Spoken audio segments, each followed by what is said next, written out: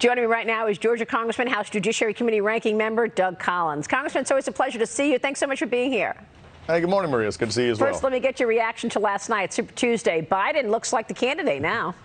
Well, he definitely had a comeback last night. I think the establishment Democrats, everybody all of a sudden said, oh, my goodness, we have a problem. We have a non-Democrat who might actually win the Democratic nomination. And by the worst, he's a socialist. That policies are so out of touch with most people that they had to come together. When you saw the lineup the other night with Klobuchar and Beto and Buttigieg and all coming into line, you know that there was a problem. They're still sounding the siren. Bernie still had a good night. I mean, it's amazing that man keeps going back to the Democrats who keep finding ways to try to derail his campaign. Let me switch gears, ask you about the FISA meeting in front of your committee. President Trump is telling top House and Senate Republicans that he will not support a clean extension of the federal surveillance powers and called for them to work out a deal with Democrats to move forward on changes to FISA. You and your colleagues are already talking about a potential 30-day extension. Congressman, where do we stand on the FISA changes?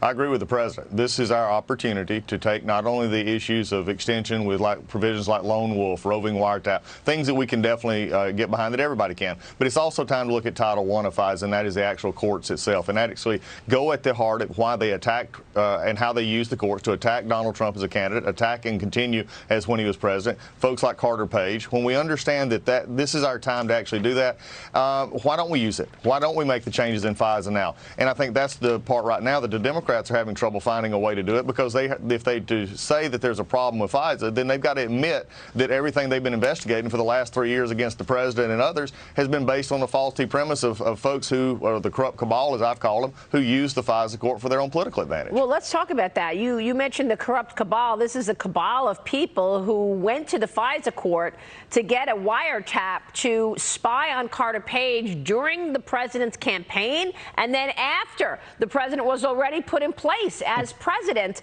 and yet they spied on his campaign for over a year, and we know that the DOJ said at least 2 of those wiretaps were unlawful. Why won't they just admit it and make the changes that are necessary so that this doesn't happen to somebody else? Well, I think from the Democratic perspective, they're just continuing to basically lie to themselves and say, well, no, it was really actually good. The president did something wrong. There's no way Donald Trump could have become president. They failed to realize that Hillary Clinton was a terrible candidate and didn't do anything. So I think the interesting thing we have to focus on here is in my committee, to show you how much they want to avoid this. The Horowitz report came out, and we've still not had Mr. Horowitz come to our committee and explain the problems that you just outlined and the other issues here. We go back to anything dealing with the Crossfire Hurricane investigation. That goes back to the Russia investigation, comes into this issue of the FISA abuse. I think there's real problems in anything that came out of that. So why would we not take the time now to at least look at FISA? And if we can come to an agreement, if we can find something that the Democrats are willing to move forward on, get the Senate moving on something instead of just saying that we need to reauthorize it in total, I think we stand with the president in this. We stand with any president who in the future, as President Trump has said, this should not happen to anybody. So right. We've got to make our changes now. So before we leave this subject, I want to move on to Hillary Clinton, but what does the process look like? Where do we stand in terms of this hearing? What happens this week? Well, there's no hearings right now. I think it's being taken into fact. Our leader Kevin McCarthy and the majority leader Hoyer and others and Pelosi are actively. We're putting our ideas together. We've been actually doing this in the House, even in the minority, for the last several months in the last year, thinking about how we can actually make these changes. I'll encourage the Senate to do the same. Okay. But I think you'll get something as we move forward that has some bipartisan agreement on it. Congressman, real quick on this federal judge ordering Hillary Clinton to give a deposition. This is the first time regarding her use of private email server to conduct government business. What are you expecting here? And isn't it incredible that this is the first time we're actually seeing a federal judge react like this? We've been talking about this for 5 years.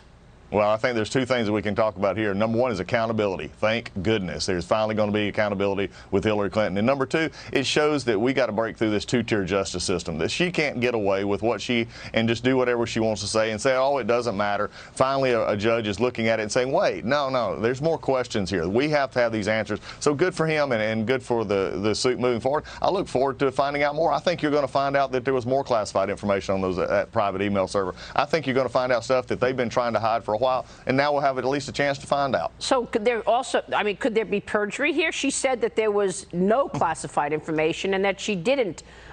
We still don't have those 30,000 emails that never showed up. Well, let's get her into the actual process now of actually having to answer questions in a deposition under oath, and then compare those to other answers that she's given under oath. That's when you get into the question of perjury. She can say anything she wants as long as she's not under oath, but when she gets under oath, it then gets real, so she'll have to actually answer those questions now. Congressman, real quick on coronavirus. The fears are spreading. 9 people dead in the United States, all of them in Washington State. 100 people in at least 15 U.S. states dealing with the highly contagious disease. 2 people in your home state have tested positive for coronavirus. What do you want to see here?